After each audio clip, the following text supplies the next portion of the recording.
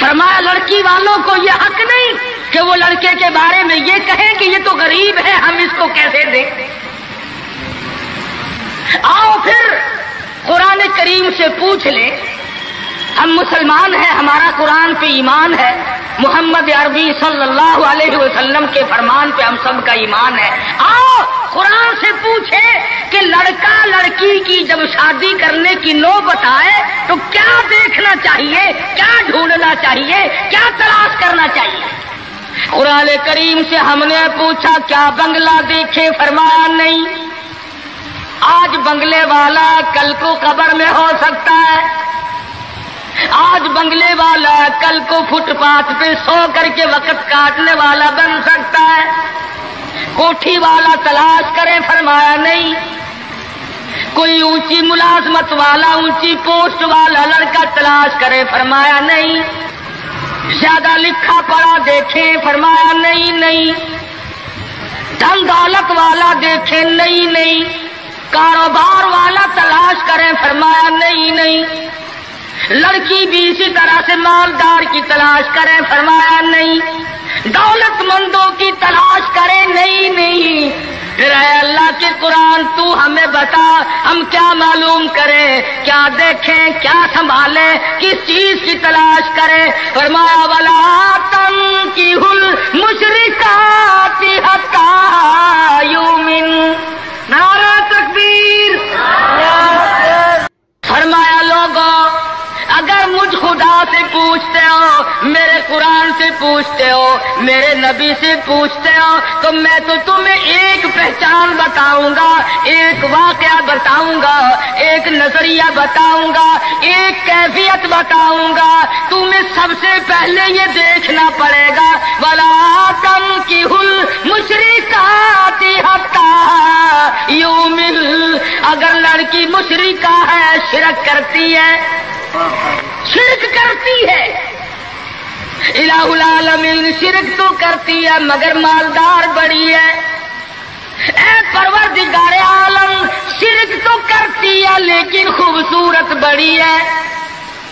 فرمایا وَلَأَمَةٌ مُؤْمِنَةٌ خَيْرٌ مِّن مُشْرِكَةٍ وَلَوْ أَعْجَبَتْكُمْ۔ قرآن خود کہتا ہے مشرکہ لڑکی چاہے تمہیں مالدار نظر آئے، چاہے تمہیں خوبصورت لگے،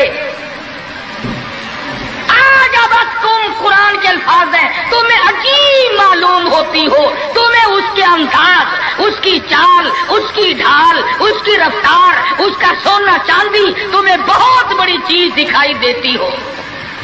فرمایا اسی طرح سے لڑکے کا وَلَا تُنكِحُوا الْمُشْرِكَاتِ حَتَّىٰ يُؤْمِنُوا وَلَعَبْدٌ مُؤْمِنٌ خَيْرٌ مِّن مُّشْرِكٍ وَلَوْ أَعْجَبَكُمْ۔ الہ العالمین لڑکا شرک تو کرتا ہے مگر مالدار بڑا ہے، لڑکا شرک میں تو ڈوبا ہوا مگر خوبصورت بڑا ہے۔ قرآن کا اعلان سنو، پیغام سنو۔ فرمایا شرک سے بچنا، سب سے پہلے لڑکے لڑکی کا عقیدہ دیکھنا، اگر عقیدہ صحیح ہوگا تو بات بنے گی، اگر غلط عقیدے کی لڑکی آ گئی خاندان کا بیڑا غرق کر دے گی۔ فسق و فجور کی زندگی میں اپنے آپ کو محو رکھنے کے عادی بن گئے، نام کے مسلمان رہ گئے، کام کے مسلمان قبروں میں چلے گئے۔ آج مردوں کو بھی عورتوں کو بھی تعجب ہوتا ہے۔ اس نے کہا بھائی آج یہاں کیا بات ہے کہ جی شادی ہوگی، کہ یہ تو جلسہ ہے۔ شادی میں تو کسی فلمی ایکٹریس کا ناچ گانا بجانا ہونا چاہیے، اور تمہارے یہاں کراچی میں تو فلمیں دکھانی شروع کر دی۔ ساری دن دولت کی بات ہے اور کچھ نہیں۔ ہماری اگر بات آج نہیں سنتے تو وقت آئے گا کہ یاد کرو گے۔ بڑوں کو ہم نے سیدھا ہوتے دیکھا ہے۔ جب مصیبت کا چکر پڑتا ہے، جب پریشانیوں کا ازدحام آدمی کے اوپر ہوتا ہے، ہوش نہیں آتا، پھر آدمی مسجد کا رخ کرتا ہے، لمبی لمبی دعائیں مانگتا ہے، اسی کو قرآن کریم کہتا ہے وَإِذَا أَنْعَمْنَا عَلَى الْإِنسَانِ أَعْرَضَ وَنَأَىٰ بِجَانِبِهِ، جب آرام پہنچتا ہے، کاروبار صحیح چلتا ہے تو کروٹ نہیں بدلتے، اللہ کا نام لینے کی توفیق نہیں رہتی، خدا بند کریم کو یاد کرنے کے لیے وقت نہیں ملتا، اتنا لمبا پہاڑ شادی کا بنا دیا، غریب آدمی کے بس کی بات نہ رہی۔ قرآن کریم کہتا ہے بادشاہت موجود ہو، دولت موجود ہو، سارا کاروبار صحیح چلتا ہو، وَإِذَا أَنْعَمْنَا عَلَى الْإِنسَانِ أَعْرَضَ وَنَأَىٰ بِجَانِبِهِ، اور جب مصیبت آئے وَإِذَا مَسَّهُ الشَّرُّ فَذُو دُعَاءٍ عَرِيضٍ، بڑی لمبی لمبی دعائیں مانگتا ہے، سجدے میں پڑھ کے روتا ہے، اے پروردگار، او میرے رب میرے حال پہ کرم فرما، جب مصیبت چل جاتی ہے پھر خرمستی کرتا ہے۔ امام الانبیاء محبوب کبریا حضرت محمد مصطفیٰ صلی اللہ تعالی علیہ وسلم کی شادی کا وقت آیا، آپ بالکل نادار ہیں، مفلس ہے، غریب ہے، ایک عورت نے آ کر آپ سے بات کی کہ آپ کی شادی کر دی جائے، قربان جاؤں، ارشاد فرمایا میری شادی ہوگی کیسے، گھر نہیں، در نہیں، زر نہیں، پر نہیں، میرے پاس تو ساز و سامان نہیں۔ وہ کہنے لگی ایسی عورت سے اگر نکاح ہو جائے جس کے پاس دولت بھی ہو، سب کچھ موجود ہو، ارشاد فرمایا میں کس طرح سے کروں، وہ مجھ سے بھی تو مطالبہ کرے گی۔ صاحب کہنے لگی سیدہ خدیجہ رضی اللہ تعالیٰ عنہ، جس کو مکے کے بڑے بڑے چودھریوں نے پیغام دیے تھے، نکاح کے لیے آئے تھے، بڑے بڑے لوگوں نے پیغام دیے، دولت مند آئے، چودھری آئے، مکے کے رئیس آئے، بڑے بڑے قریش آئے، لیکن خدیجہ کہنے لگی او لوگوں تمہیں کیا معلوم ہے، میں نے ملازم رکھ کے دیکھ لیا، میں نے کاروبار کرا کے دیکھ لیا، خدا کی قسم میں چوبارے پہ کھڑی تھی، جب حضور اکرم صلی اللہ علیہ وسلم چلنے لگے میرا سامان لے کر، میری آنکھوں نے دیکھا بادل نے چھاؤں کر لی تھی، بادلوں نے چھاؤں کی، میری آنکھوں کے سامنے سورج کی تپش زیادہ تھی، حضور کے سر پہ آ کر بادلوں نے چھاؤں کی، اور لوگوں میں تو ان کے بادلوں کے چھاؤں میں آنا چاہتی ہوں، میں غریب بے شک ہے، وہ یتیم ہے، لاوارث ہے، ان کا کوئی نہیں، میں اپنے آپ کو ان کے قدموں پہ نثار کرنا چاہتی ہوں۔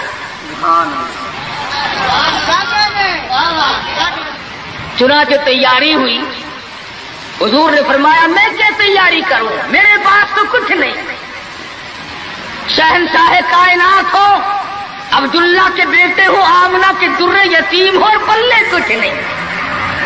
ابو طالب نے نکاح کا خطبہ پڑھا، سیرت کی کتابوں میں موجود ہے، مقدمہ ابن خلدون میں، دیگر کتابوں میں ابو طالب کی یہ الفاظ ہیں، او لوگوں آج اگرچہ میرے بھتیجے کے پاس دھن دولت نہیں، حکومت نہیں، تجارت نہیں، لیکن میرا یقین کہتا ہے ایک وقت آئے گا ساری دنیا کی دولت قربان کر دی جائیں گی۔ حضور اکرم صلی اللہ تعالی علیہ وسلم کا سب سے پہلا نکاح سیدہ خدیجہ رضی اللہ تعالی عنہا کے ساتھ ہوا، اور حضور نے یہ ثابت کر دیا آقا دو عالم صلی اللہ علیہ وسلم کی عمر مبارک 25 سال ہے اور سیدہ خدیجہ کی عمر 45 سال ہے۔ تو عرض کر رہا تھا عمر کا تناسب نہیں، نبی نے ہر اس رسم کو توڑا، ہر اس ذوم باطل کی تردید کر دی عملی طور پر، جس کو دنیا کے لوگ چلا کرتے تھے اور بازاروں میں ٹنٹنایا کرتے تھے۔ یہ کوئی مناسبت ہے کہ حضور کی عمر شریف 25 برس ہے اور خدیجہ کی عمر 45 برس ہے؟ عمر والے مسئلے کو ختم کر دیا گیا۔ حضرت خدیجہ اور پھر کمال یہ کہ اللہ پاک نے اس ہی مائی کے پیٹ سے اولاد دی جس کی عمر حضور سے دگنی تھی.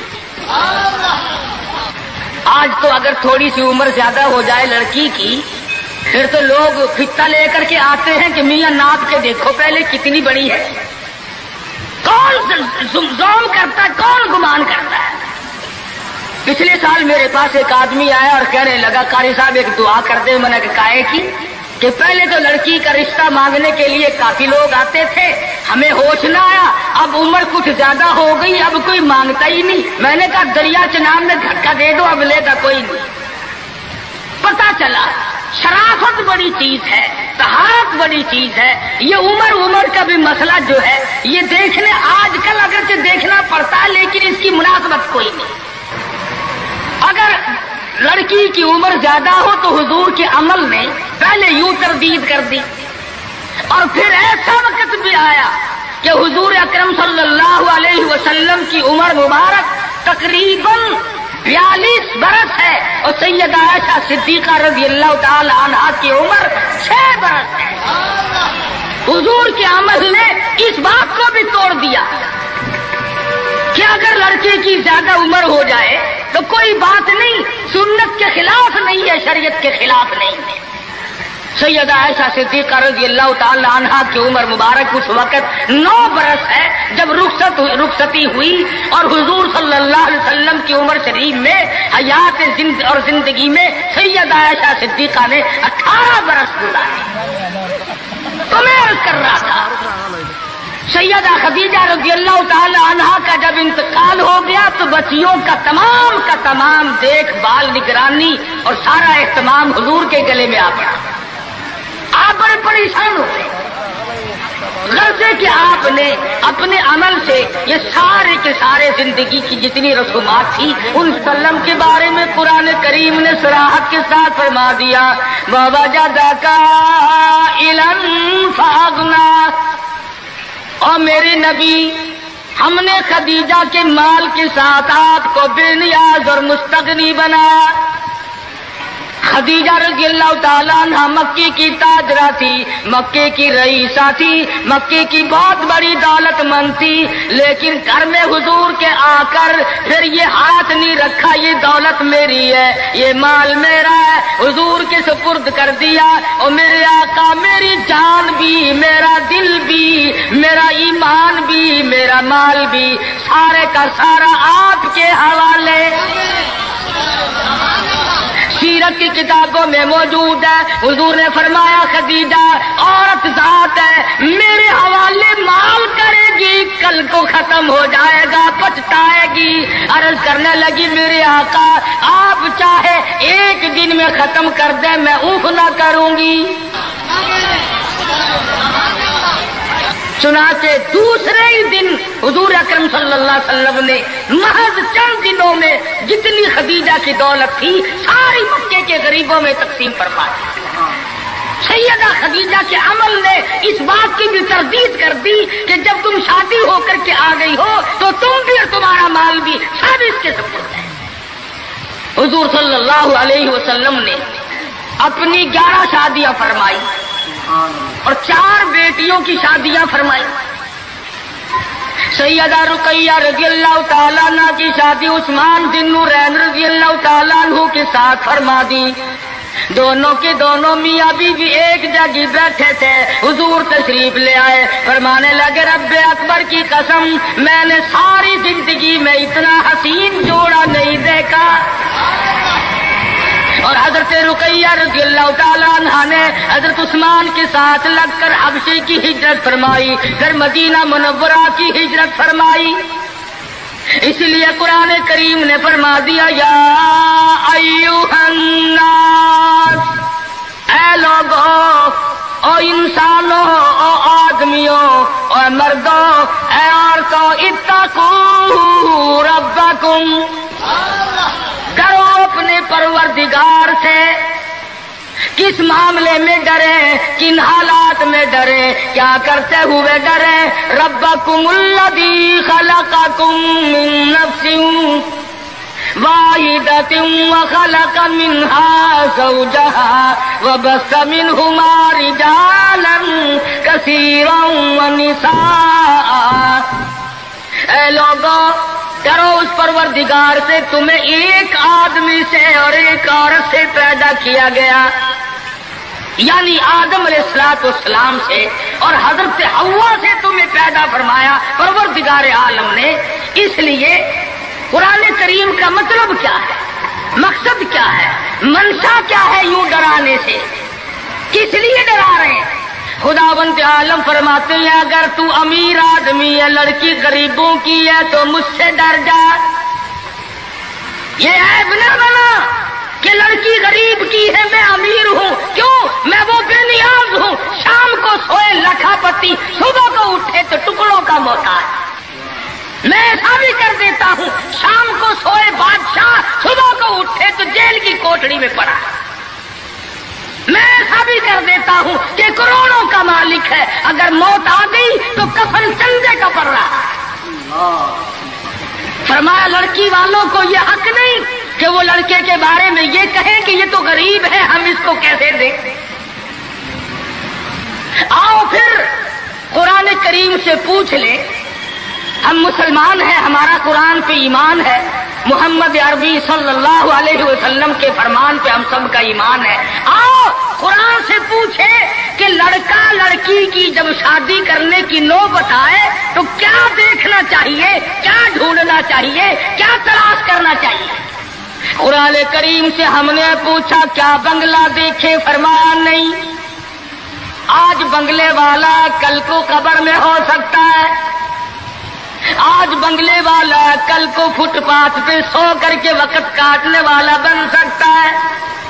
کوٹھی والا تلاش کرے؟ فرمایا نہیں۔ کوئی اونچی ملازمت والا، اونچی پوسٹ والا لڑکا تلاش کرے؟ فرمایا نہیں۔ زیادہ لکھا پڑھا دیکھیں؟ فرمایا نہیں نہیں۔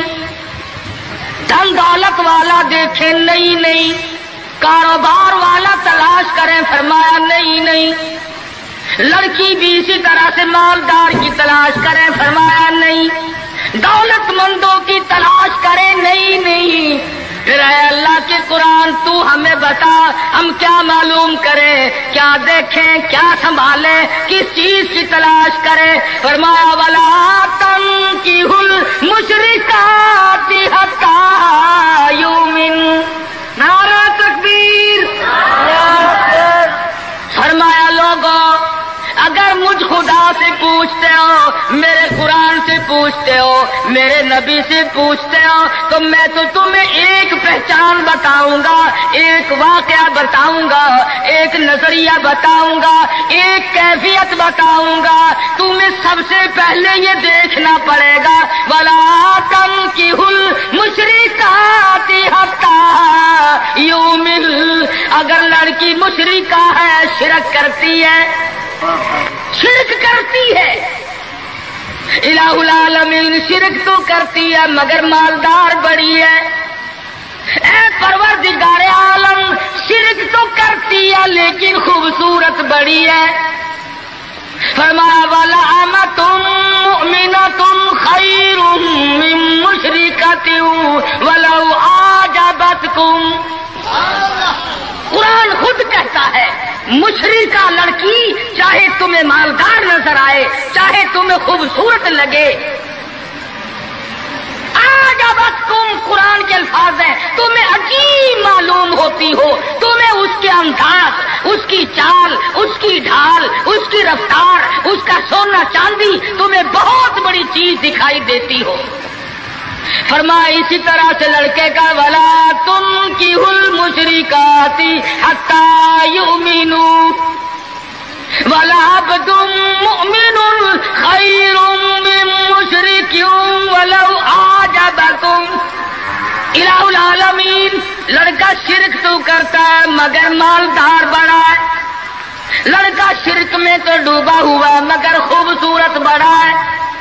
قرآن کا اعلان سنو، پیغام سنو، فرمایا شرک سے بچنا، سب سے پہلے لڑکے لڑکی کا عقیدہ دیکھنا، اگر عقیدہ صحیح ہوگا تو بات بنے گی، اگر غلط عقیدے کی لڑکی آ گئی خاندان کا بیڑا غرق کر دے گی۔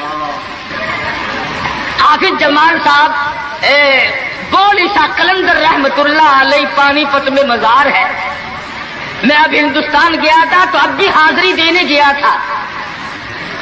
ہم اولیاء کرام کو بڑا مانتے ہیں، میں بولی شاہ قلندر رحمت اللہ علیہ کے مزار پہ گیا اور رات وہیں ٹھہرا۔ مولانا حالی پانی پتی کی قبر بھی وہی اور بولی شاہ قلندر کا مزار بھی وہی۔ تو لکھا ہے کہ جس وقت بولی شاہ قلندر رحمت اللہ علیہ پیدا ہوئے تو بڑے روئے، بہت روتے تھے۔ تو ایک بزرگ آئے جنہوں نے ان کے والد کو مبارکباد دی کہ بچے کی مبارک ہو۔ انہوں نے کہا حضرت مبارک تو آپ دے رہے ہیں مگر بچہ جس دن سے پیدا ہوا اتنا رو رہا ہے کہ ناک میں دم کر دیا۔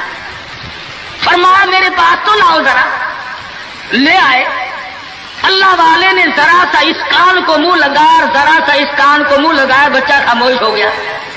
واپس جانے لگے۔ شاہ فخر الدین رحمہ اللہ اولیاء کرام میں سے ہیں، بزرگان دین میں سے ہیں۔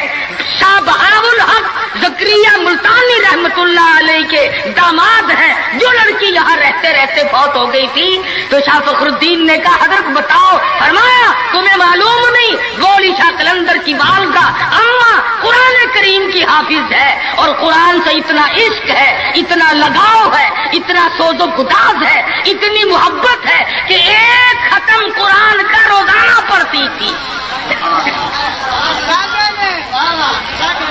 بچے کو پیٹ میں لے کر ایک ختم قرآن روزانہ کا پڑھتی تھی۔ تو بچے کی روح کا اور قرآن مجید کا اتنا گہرا تعلق ہو گیا۔ اب چونکہ اماں زچگی میں آ گئی، چھلے میں پڑ گئی، اس لیے قرآن نہیں پڑھتی۔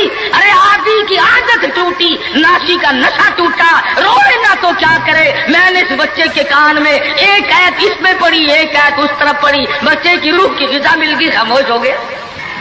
بات یہ کر رہا تھا کہ یہ سارے کے سارے معاملات قرآن کریم کا اعلان ہے، عقیدہ دیکھو، نظریات معلوم کرو۔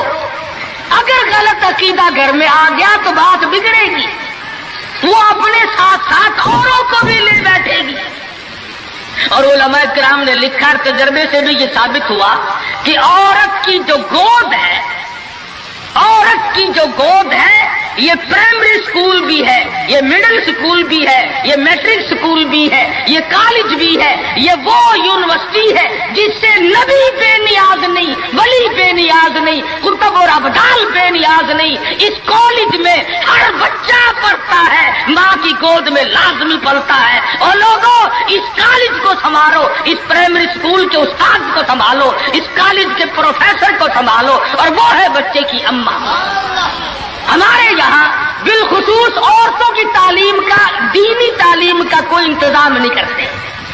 بچپن میں چھوٹی چھوٹی بچیاں مسجد میں وقت بے وقت گئیں اور قرآن کریم پہ انگلی پھیر لی، مٹھائی تقسیم ہو گئی کہ آج پروین کا قرآن ختم ہو گیا۔ نہ اسے عقیدے کا پتہ، نہ اسے نظریے کا پتہ، نہ اسے یہ معلوم کہ میں مسلمان ہوں اور مجھ پہ کن چیزوں کا فرض منصبی جو ہے وہ لاگو ہوتا ہے۔ لعلہم یتذکرون، میرا کام ہے تمہیں قرآن کی آیتیں کھول کھول کے سمجھا دینا، اب عقل پکڑو یا مت مار لو، وہ تمہاری مرضی۔ تو فرمایا اتقوا ربکم الذی خلقکم من نفس واحدہ، او لوگوں غرور نہ کرو، تکبر نہ کرو، یوں نہ کہو میرا لڑکا خوبصورت نہیں، ہماری لڑکی بڑی خوبصورت ہے، بہت ممکن ہے شام کو سوئے حسن والی، صبح کو اٹھے تو آنکھوں سے جواب مل جائے۔ اس لیے کالے گورے کی بات کو لانا یہ بھی خدا کی خود پہ اعتراض ہے، اور مالدار غیر مالدار کی بات کرنا یہ بھی خدا بند عالم کے اعتراض، ذات پہ اعتراض ہوگا۔ فرمایا الذی خلقکم من نفس واحدۃ وخلق منها زوجها وبث منهما رجالا کثیرا ونساء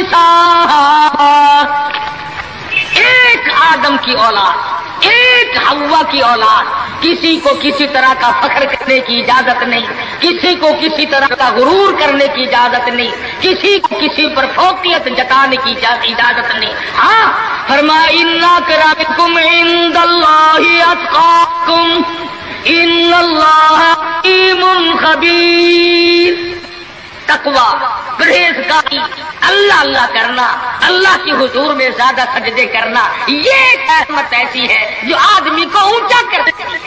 علماء کرام نے لکھا ہے مکہ معظمہ میں اللہ پاک مسلمان کو زیارت نصیب فرمائے بیت اللہ شریف کی، آمین بھی نہ کہیو، عقیدے میں آمین بھی مہنگی ہو گئی ماشاءاللہ، اور ساری چیزیں تو مہنگی ٹھیک ہے، چلو تمہارے یہاں آمین بھی مہنگی ہو گئی، کیا کہنے تمہاری سبجیتوں کے۔ مکہ مکرمہ میں ایک شخص ایک باندی کا ہاتھ پکڑے ہوئے ہے اور وہ کہنے لگا میں اس کو 20 اشرفیوں میں بیچتا ہوں۔ ایک بزرگ تھے بغداد کے رہنے والے، انہوں نے آپ کی اتنی کم قیمت کیوں بتا رہا ہے؟ وہ کہنے لگا اس میں عیب ہے۔ کیا عیب ہے؟ اس نے کہا یہ ہے کہ ساری رات نماز پڑھتی ہے اور سارا دن روزہ رکھتی ہے، اس میں یہ نقص ہے۔ اللہ والے نے خرید لی، اس نے کہا چلو میری ساتھ نماز پڑھ کے دیں گے، ایک کے بجائے 2 اللہ اللہ کیا کریں گے۔ چنانچہ عشاء کی نماز کے بعد اس باندی کی پوچھا کہ اے میرے مالک کام ہے میرے متعلق؟ کہا کوئی نہیں، لکھ دو ہے کہ عشاء کی نماز کے بعد مصلے پہ کھڑی ہوئی تھی، صبح کی عادت ہو گئی، قرآن پڑھتی رہی ساری عمر، اور جب دن آیا تو کہنے لگی اللہ والے تم بغداد میں رہتے ہو کچھ قرآن سنو۔ انہوں نے 2 آیتیں پڑھی، ہوش ہو گئی، منہ پہ پانی کے چھینٹے پڑے، پھر ہوش آیا، پھر قرآن کی 2 آیتیں پڑھی، سورت حدیث پوری نہ پڑھ سکے تھے، ایک ہماری اور جان دے۔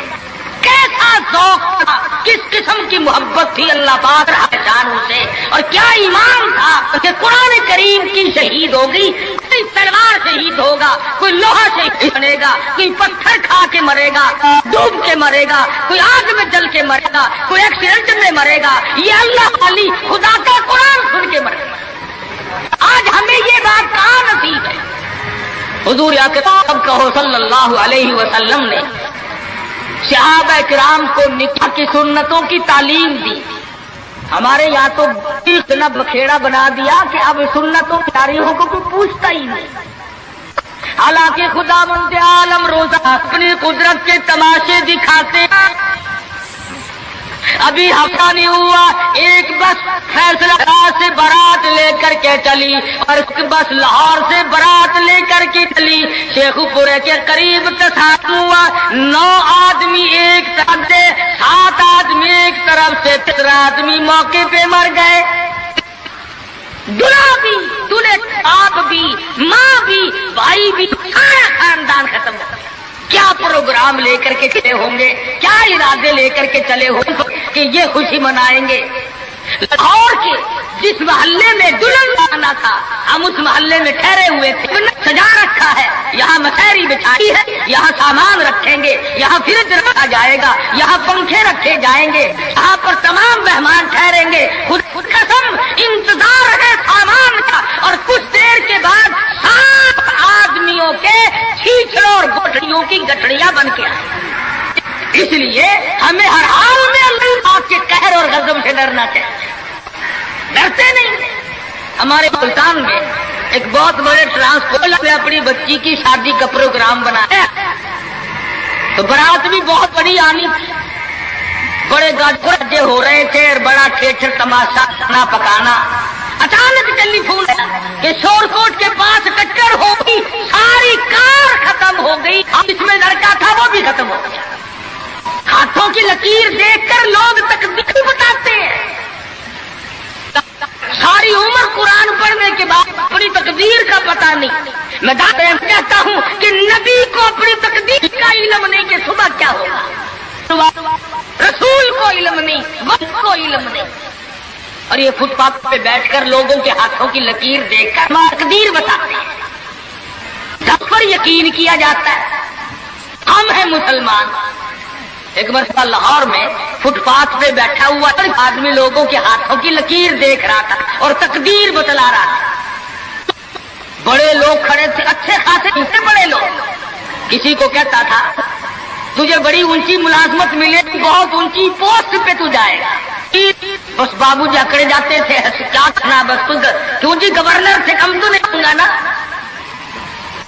لوگ پیسے بھی دے رہے تھے اور تقدیر لکھ رہے تھے. ہم مجمے میں کھڑے تھے، میں نے اپنے دوستوں سے کہا کہ یار آؤ ذرا ہم بھی دیکھیں تقدیر بتانے والا تم ایسا ہے.